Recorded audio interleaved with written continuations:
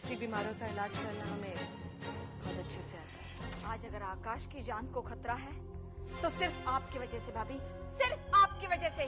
शुभम के घर वाले अभी शादी करना ही नहीं चाहते हैं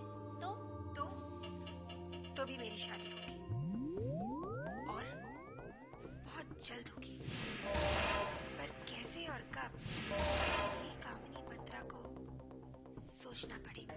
सरप्राइज? कैसा सरप्राइज? उन्हीं ने तो मुझे यहाँ पर बुलाया।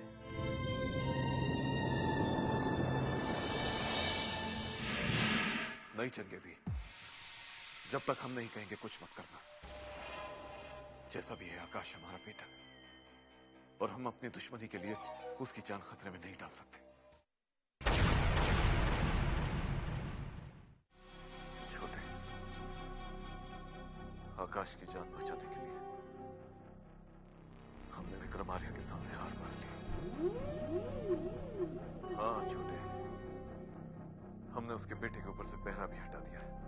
अब उसकी जान को कोई खतरा नहीं और उसकी कंपनी जो बंद हो चुकी थी वो भी चल पड़ी है, लेकिन अब तक आकाश का पता नहीं चला।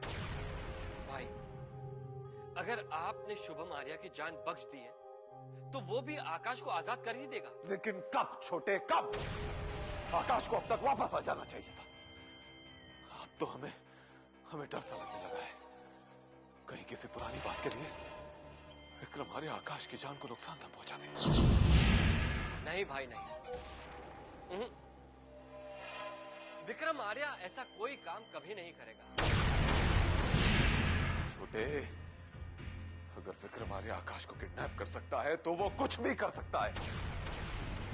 नहीं भाई मुझे नहीं लगता कि वो ऐसा कुछ करेगा, क्योंकि आकाश को किडनैप करा के वो अपने बेटे की जान बचाना चाहता था, जिसमें वो कामयाब हो गया। और अब उसे आकाश से कोई मतलब नहीं होना चाहिए। तेरी बात सोचो, हो सकता है, लेकिन आकाश अब तक वापस आया क्यों नहीं?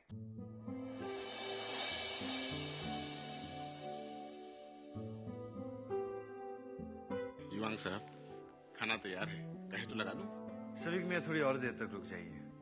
ठीक है, तो तब तक मैं अवंतिका मैडम के लिए थोड़ी बिरयानी और पराठे और बना लेता हूँ।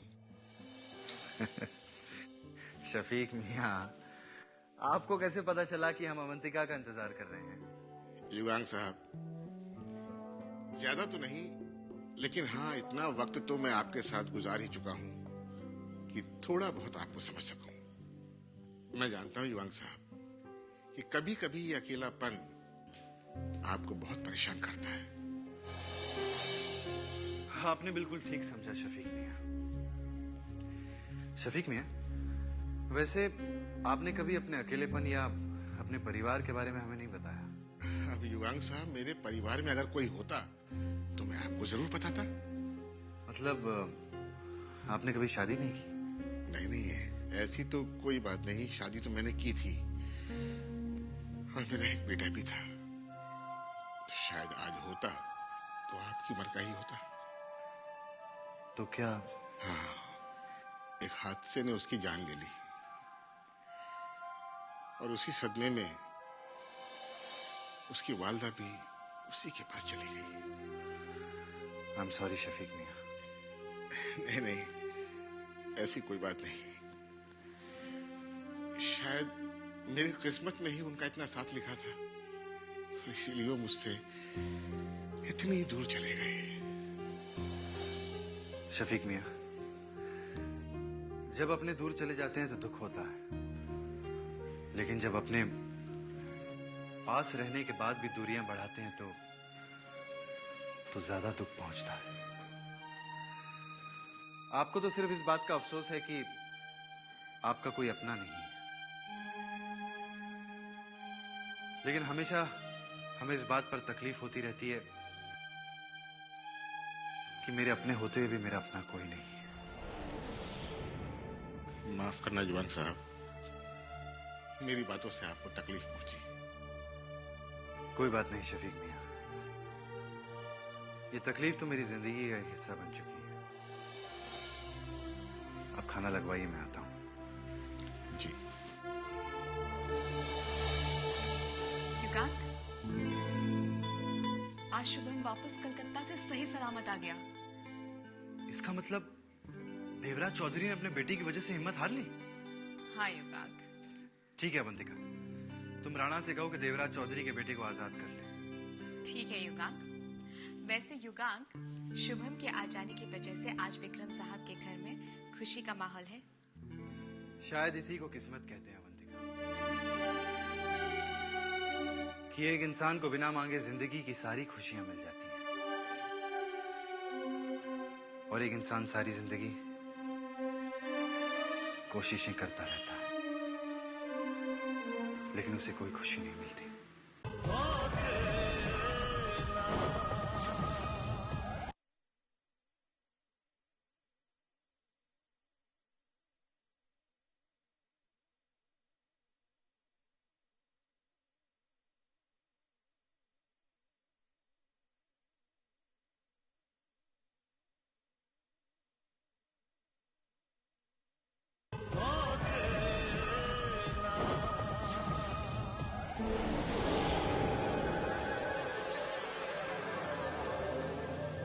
मुबारक हो मिस्टर आकाश, अब आप आजाद हैं। You are free now. मैं आजाद हूँ? जी हाँ, लेकिन हम आपको इस उम्मीद पर छोड़ रहे हैं कि आप हमारे बारे में किसी को कुछ नहीं बताएंगे। तो मैं घर जा सकता हूँ? श्योर। ये आपका मोबाइल और ये आपकी बाइक की चाबियां। थैंक्स। थैंक्स।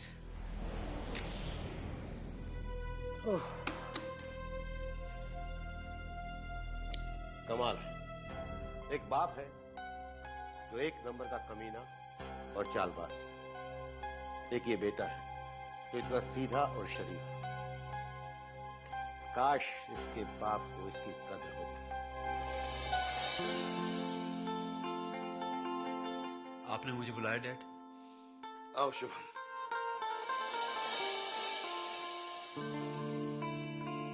आज तुमने इस बात को साबित कर दिया है कि तुम्हें किसी सहारे की जरूरत नहीं है, बल्कि तुम खुद अपनी पहचान हो। हाँ शुभम, मुझे सबसे ज्यादा खुशी उस दिन होगी जब लोग तुम्हें विक्रम आर्य के बेटे नहीं, शुभम आर्य के नाम से पहचानेंगे। शुभम बेटे, ये पेन देख रहे हो? मेरे पिताजी ने ये पेन मुझे उस वक्त दिया था जब मैंने अपने बिजनेस की शुरुआत की थी। आज इसी पेन को मैं अपने पूरे आशीर्वाद के साथ तुम्हें दे रहा हूं, और उम्मीद करता हूं कि तुम कामयाबी के उस मुकाम तक पहुंच जाओ जहां तक मैं भी नहीं पहुंचा था। डैड, कामयाबी तो मुझे आपकी वजह से विरासत में मिली है।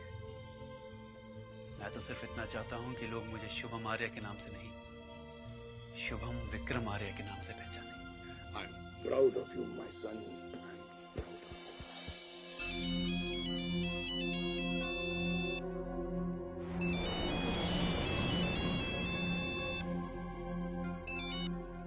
हेलो आकाश, कहाँ चले गए थे तुम?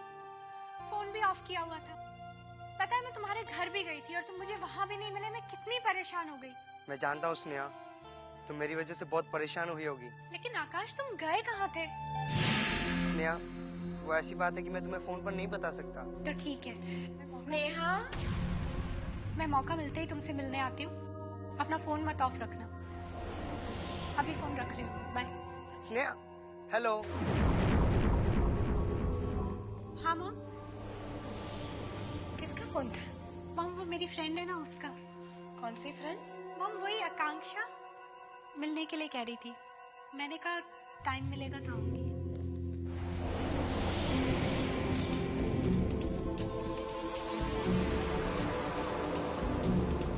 हाय हाय जीजी, वो कहवे है ना, जब बेटी जवान हो जावे तो उस पर नजर रखनी चाहिए कसम से। हम अपनी बेटी पर पूरी नजर रखे हुए कल्याणी, तुम बस अपने काम से काम रखो तो तुम्हारे लिए ही अच्छा होगा। वही तो मेरा काम है जीजी। मैं इस पूरे घर पर नजर रखे हुए हूँ, पर क्या करूं, कोई मौका ही ना मिल रहा है। जिस दिन मौका मिल जाएगा ना, उस दिन इस परिवार का कोई भी एक दूसरे से नजर मिलाने लायक ना रह जाएगा, कसम से।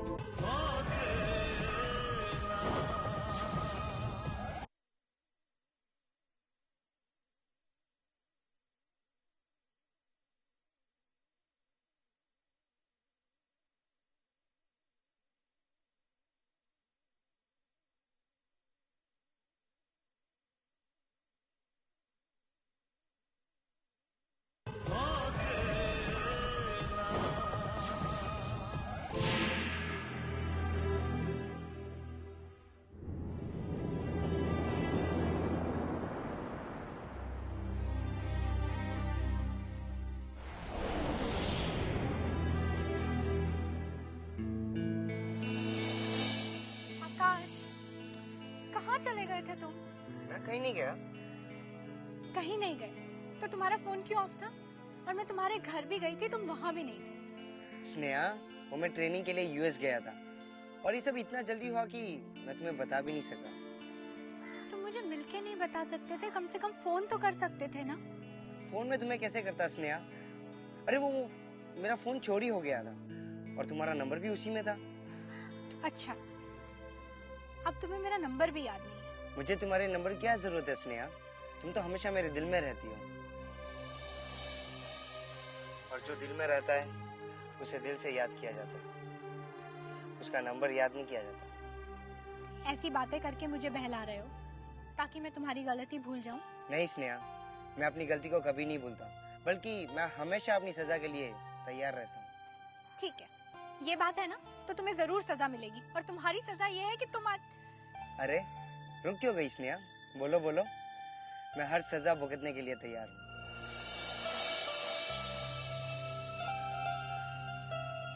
नहीं आकाश, मैं तुम्हें कोई सजा कैसे दे सकती हूँ?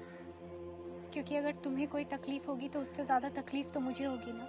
मैं जानता हूँ स्नेहा। तो फिर वादा करो, आज के बाद कभी भी कहीं भी मुझे बताए बिना नहीं जाओगे। ठीक है स्नेहा, मैं वादा करता हूँ तुमसे।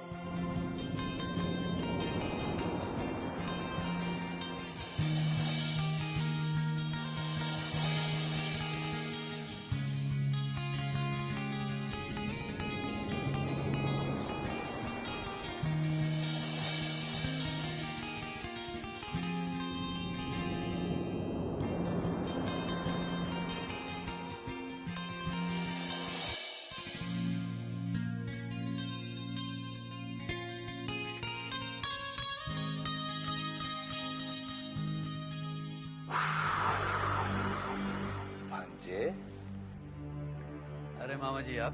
मैं मान गए भांजे, तुमने तो कमाल ही कर दिया। जो मौत के मुंह में से वापस आ गए चक्कर चला के। नहीं मामा जी, ऐसी कोई बात नहीं। भले ही तुम कुछ भी कहो, लेकिन मैं जानता हूँ वहां के हालात बहुत बुरे थे। तुम्हारे साथ कुछ भी हो सकता था चक्कर चला के। एक बात कहूं भांजे, मेरी समझ में नहीं आया। जीजा जी ये सब कुछ जानते थे, लेकिन फिर भी उन्होंने तुम्हें। आपको क्या लगता है डैड ने सब कुछ जानते हुए मुझे वहां पर जानबूझ के भेजा था? हाँ भांजे, नहीं तो इतना सब कुछ होने के बावजूद जीजा जी तुम्हें यहाँ पर बुलाने को तैयार नहीं थे। वो तो जीजी की आंखों में आंसू मुझसे देखे नहीं। तो पकड़ लिए जीजा जी के जाकर पाओ, तब कहीं जाकर जीजा जी ने तुम्हें यहाँ बुलाया है चक्कर चला के। नहीं मामा जी, डैड ने मुझे यहाँ पे किसी के कहने से नहीं बुलाया, बल्कि काम खत्म होने के बाद बुलाया है। और हाँ, अगर मेरा काम खत्म नहीं हुआ होता तो मैं खुद यहाँ पर वापस नहीं आता।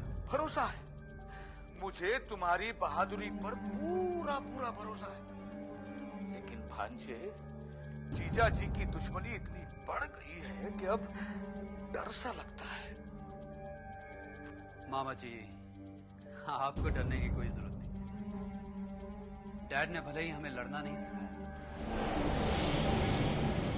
लेकिन एक बात जरूर सिखाई है कि जिंदगी में कभी डरना नहीं चाहिए। और शायद इसीलिए डैड ने मुझे वहां पर भेजा था। बड़े भोले हो भांजे। अगर ऐसा ही था तो जीजा जी ने विशेष को वहां क्यों नहीं भेजा? विशेष अभी छोटा है। ऐसा तुम समझते हो भांजे, मगर जीजा जी ऐसा नहीं समझते। जीजा जी तो हमेशा विशेष को हर मामले में तुमसे बड़ा समझते हैं। एक बात कहूं भांजे, दाव उसी पर लगाया जाता है जिसके खो जाने का अफसोस नहीं होता चक्कर चला के। नहीं मामा जी, दाव उस पे लगाया जाता है जिस पे भरोसा होता है। और मुझे खुशी है इस बात की कि डैड ने मुझ पे भरोसा किया और मैं उनके भरोसे को पूरा करने में कामयाब रहा। अच्छा मामा जी, मैं चलता हूं, मुझे ऑफिस जाना है। ठीक है भांजे, आज तुम्हें मेरी बात समझ में नहीं आ रही, लेकिन मुझे अपने आप पर पूरा भरोसा है कि मैं एक ना एक दिन अपने मकसद में जरूर कामयाब हो जाऊंगा। चक्कर चला के।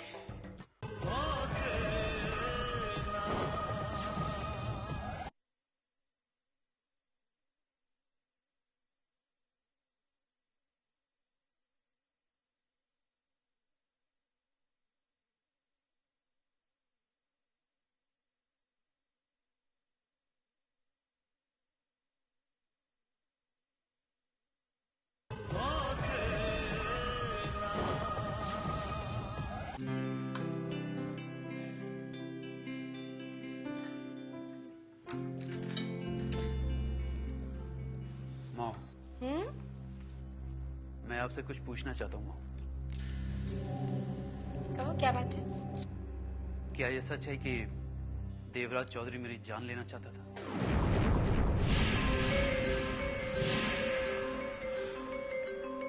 हाँ। लेकिन ये बात तुम अब क्यों पूछ रहे हो? वो इसलिए मॉम कि डैड ये बात मेरे जाने से पहले ही जानते थे। नहीं शुभम, उन्हें तो बाद में पता चला। तो जब उन्हें पता चल ही गया था तो फिर उन्होंने मुझे वापस बुलाया क्यों नहीं?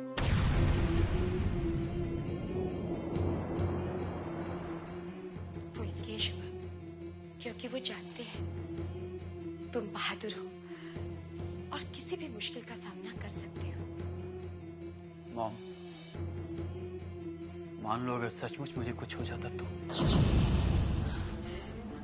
तुम ऐसा क्यों सोचते हो? वो इसलिए मॉम कि अब मुझे लगने लगा है कि डैड मुझसे प्यार नहीं करते और उन्हें मेरी जान की कोई फिक्र नहीं। नहीं शुभम, ऐसी कोई बात नहीं है। नहीं मॉम, ऐसी ही बात है। नहीं तो ये जानने के बाद डैड मुझे वहां बिल्कुल नहीं रहने देते। लेकिन मॉम, अगर मैं वहां पर मर भी जाता ना तो मुझे अफसोस नहीं होता। जितना अफसोस मुझे ये जानकर हुआ कि मेरी डैड की नजर में मेरी जिंदगी की कोई कीमत नहीं।